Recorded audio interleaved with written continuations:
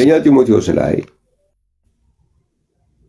ቤቱ የእውነት አምድና መሰረት ካለ በኋላ የሕያው እግዚአብሔር ቤተክርስቲያን ነው የሚለው። ሕያው እግዚአብሔር የሚለው ቃል በመጽሐፍ ቅዱስ ውስጥ ለአብ የተሰጠ ቃል ነው። ቅድም ማቴዎስ ወንጌል ምዕራፍ 16 ላይ አይተናል። ሰዎች የሰውን ልጅ ማን ይሉታል ተብሎ በተጠየቀው ቦታ ላይ ያ የሰው ልጅ የማን ልጅ ነው ተብሎ ነው ጴጥሮስ የመለሰው? የሕያው እግዚአብሔር ልጅ ነው ብሎ ነው የመለሰው። ስለዚህ ሕያው እግዚአብሔር ማለት ማን ነው ማለት ነው? አብ ነው ማለት ነው። እዚህ አንደኛ ጢሞቴዎስ ምዕራፍ 3 ቁጥር 15 እና 16 ላይ በስጋ የተገለጠው ማን ነው? ሕያው እግዚአብሔር ነው። ሕያው እግዚአብሔር ደግሞ ማን ነው? አብ ነው። በመጽሐፍ ቅዱስ ውስጥ ሕያው እግዚአብሔር ብሎ መጽሐፍ ቅዱስ ሪፈር የሚያደርገው አብን ነው። ስለዚህ በስጋ የተገለጠው እግዚአብሔር አብ ነው እንጂ እግዚአብሔር ወልድ የሚባል መጽሐፍ ቅዱስ የማያውቀው ፈጠራ በስጋ ተገለጠ። በመጀመሪያ ደረጃ እግዚአብሔር ወልድ የሚባል ቃል መጽሐፍ ቅዱስ ውስጥ የለም። መጽሐፍ ቅዱስ ውስጥ 13 ጊዜ እግዚአብሔር አብ የሚል ተጽፏል። 13 ጊዜ። አንድም ቦታ ላይ እግዚአብሔር ወልድ የሚል የለም። አንድም ቦታ ላይ እግዚአብሔር መንፈስ ቅዱስ የሚል የለም። የእግዚአብሔር መንፈስ የእግዚአብሔር ልጅ ነው ያለው። የእግዚአብሔር ልጅ ተጽፏል። የእግዚአብሔር መንፈስ ተጽፏል። 13 ጊዜ ደግሞ እግዚአብሔር አብ ተብሎ ተጽፏል። ስለዚህ የሌለ መጽሐፍ ቅዱስ የማያውቀው እግዚአብሔር ወልድ የሚባል አካል በስጋ ተገለጠ ልንል አንችልም።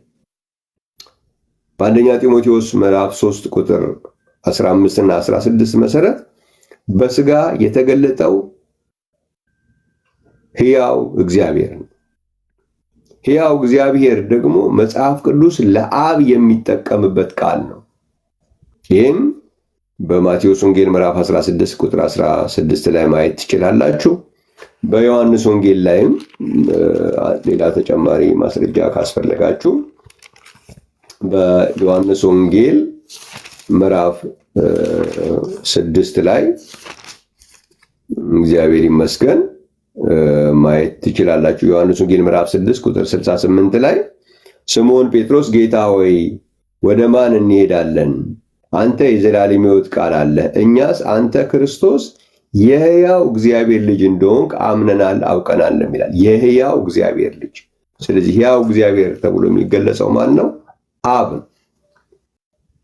ስለዚህ መጽሐፍ ቅዱሳችን በስጋ ተገለጠ ብሎ የሚነግረን ሕያው እግዚአብሔርን።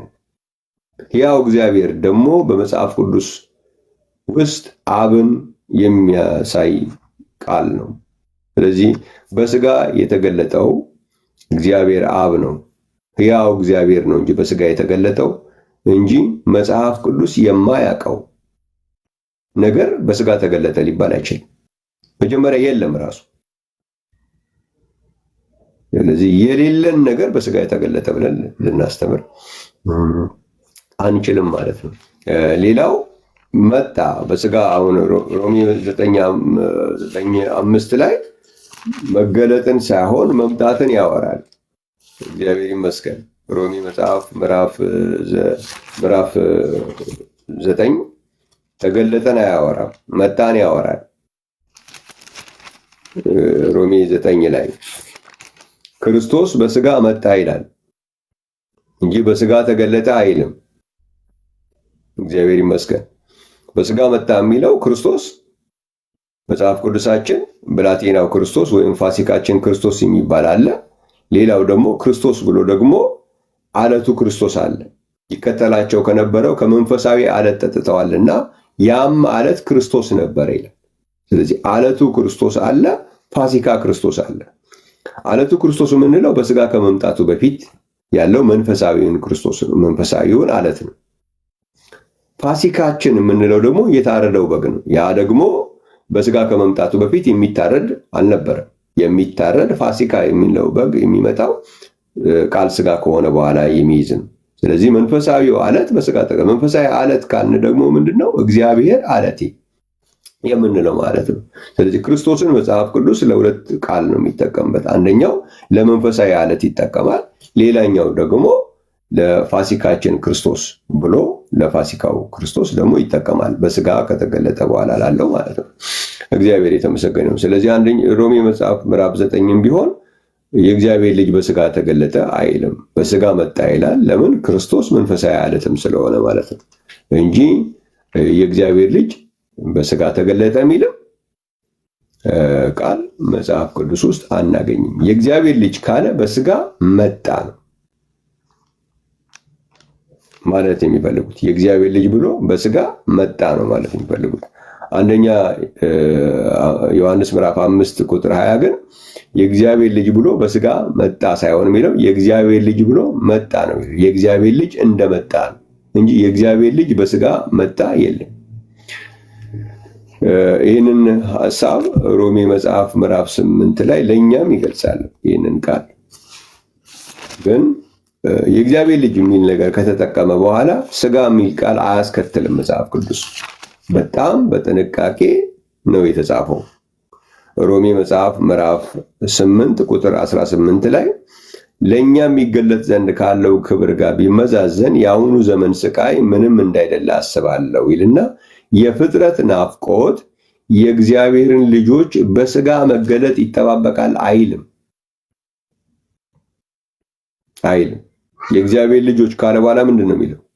መገለጥ እንጂ ስጋ አይጨመርም። ምክንያቱም የእግዚአብሔር ልጆች ሲሆኑ ኦልሬዲ ስጋ አላቸው።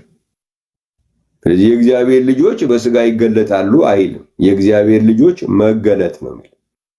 እግዚአብሔር ይመስገን። አንደኛ ዮሐንስ ምዕራፍ 3 ቁጥር 9 ላይ ብታነቡ የዲያብሎስን ስራ እንዲያፈርስ የእግዚአብሔር ልጅ ተገለጠ ነው እንጂ የሚለው የእግዚአብሔር ልጅ በስጋ ተገለጠ አይልም። ምክንያቱም የእግዚአብሔር ልጅ ሲል ኦልሬዲ ከአንቺ የሚወለደው ቅዱሱ የእግዚአብሔር ልጅ ይባላል። ከድንግል ማርያም ሲወለድ ደግሞ ስጋ ያለው አካል ነው እንጂ የተወለደው ስጋ የሌለው ነገር አይደለም የተወለደው። ስለዚህ የእግዚአብሔር ልጅ በስጋ ተገለጠ አይልም። የእግዚአብሔር ልጅ ተገለጠ ነው የሚለው። የፍጥረት ናፍቆት የእግዚአብሔርን ልጆች መገለጥ ይጠባበቃል ነው እንጂ የሚለው የፍጥረት ናፍቆት የእግዚአብሔርን ልጆች በስጋ መገለጥ። የእግዚአብሔር ልጆች እኮ ኦልሬዲ ስጋ አላቸው። እንዴት ነው ኦልሬዲ ስጋ ያላቸው ልጆች በስጋ መገለጥ ተብሎ የሚጻፈላቸው? እግዚአብሔር ግን መንፈስ